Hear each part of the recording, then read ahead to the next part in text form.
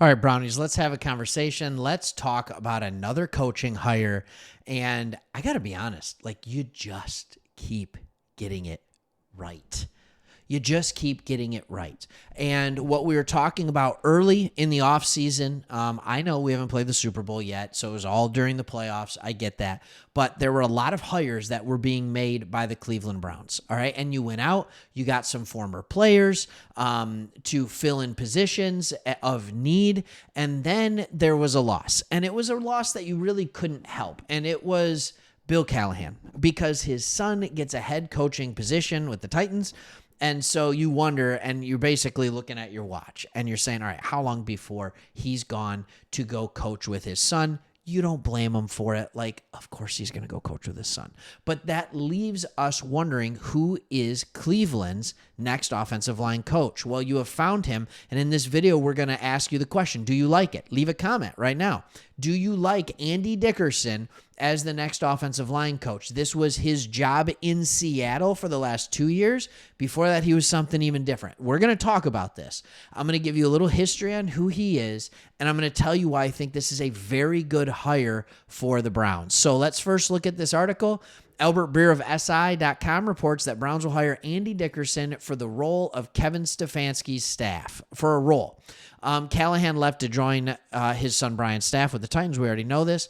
The Browns also interviewed, look at this, Dickerson, the guy they hire for their offensive line coach. They hired him to be the offensive coordinator. Like, not hired, but they interviewed him. So this is a guy who you came in, and I remember coming on here doing a video talking about, is this the next guy? And we talked about how, like, if you squint, you can see why he could be a good offensive coordinator, but you had to squint. So if we were wondering if he could be a good offensive coordinator, like, what's not to think that he wouldn't be a phenomenal offensive line coach? And so I wanted to do a little more digging, and I'm going to save the best for last for you, so hang on here. But the first thing is what he did and what his coaching career summary is. All right? He has been coaching for quite some time, since 2004. All right. And this is operations intern. So he's in New England. Then he gets a job with the Jets, and he's on the defensive side of the ball. Quality control coach. Then in 2009, he goes to the Browns and makes the switch while with the Browns. So he's been with you before. All right. As an assistant offensive line coach. All right. Then he sits here with the Rams, and he goes through a couple of coaching regimes, including Sean McVay. And he's been an assistant offensive line coach for 1, 2, 3, 4, 5, 6, 7, 8, 9 years in a row. All right. Like, he's there forever. He gets to hear everything going on. He's there from the switch over in coaches. He's there from the switch from St. Louis to LA. All right. And then 2017, when McVay takes over, things go really, really well for him, and his career starts to take off. In 2021, the Seahawks hire him as the offensive run game coordinator, and then he continues the next 2 years to be the offensive line coach. I'm trying to figure out why he lost the offensive run game coordinator title, or if it's just that he was doing both. I'm not sure on that. But obviously he's putting some things together because he's interviewing for offensive coordinator jobs. Now, this is where things get really interesting, and it took me a while to find these stats, but I wanted to find them. So I went back, because Seattle's always been a pretty good rushing team. All right, so I went back and I found the last 10 years of Seattle Seahawks rushing performance. Now, when you look at it, you see that the year 2021, when he was the rushing game coordinator, was one of the years they rushed it considerably less than others. But I want you to look over here at the yards per carry. All right? In the last 10 years, the year in which he was the run game coordinator, they had the largest yards per carry, or the second largest yards per carry in that span. Now, were they good at rushing over that span? 4.8, 4.6, 4.8, 5.0 under Dickerson, 4.8, 4.1. Yeah, they were pretty good. I think what gets me on this is who, when you look at the teams, who the running back was, The leading rusher that year, if you can see here, was Rashad Penny. It's and Chris Carson was there too.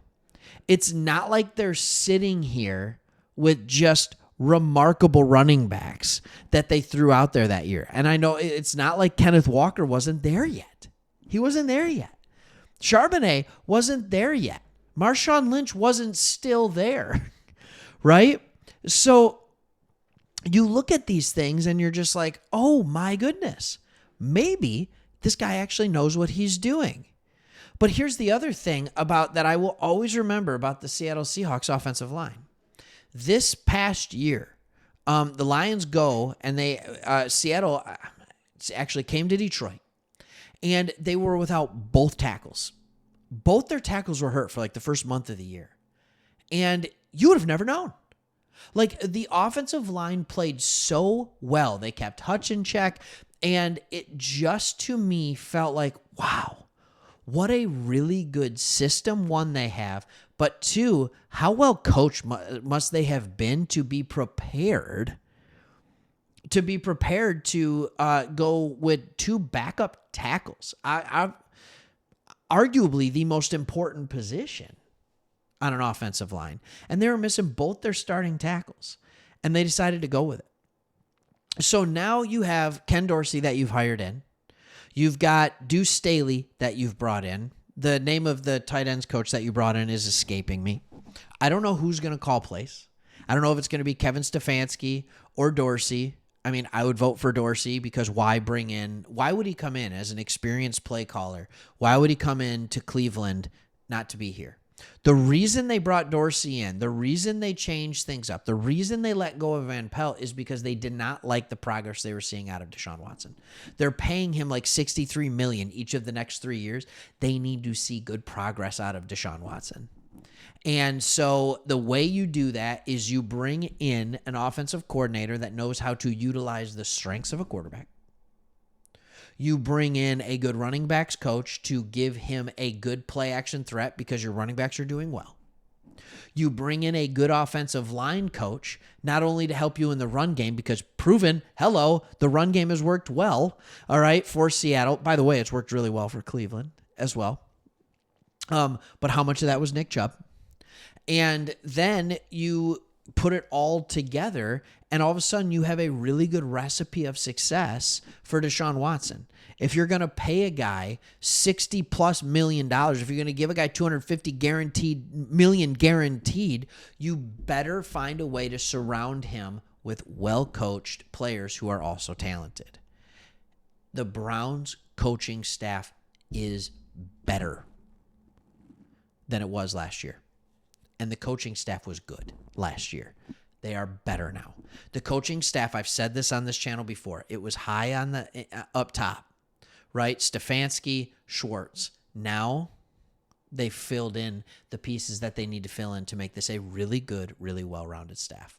All right, hope you like it. Hope you like the hire. Thanks for watching. We want to be your place for go-to Browns content here at Sports Talk Extra. As you can see, we're Lions fans. We started a second channel called Sports Talk Extra because we love the NFL and we love teams that the national media ignores.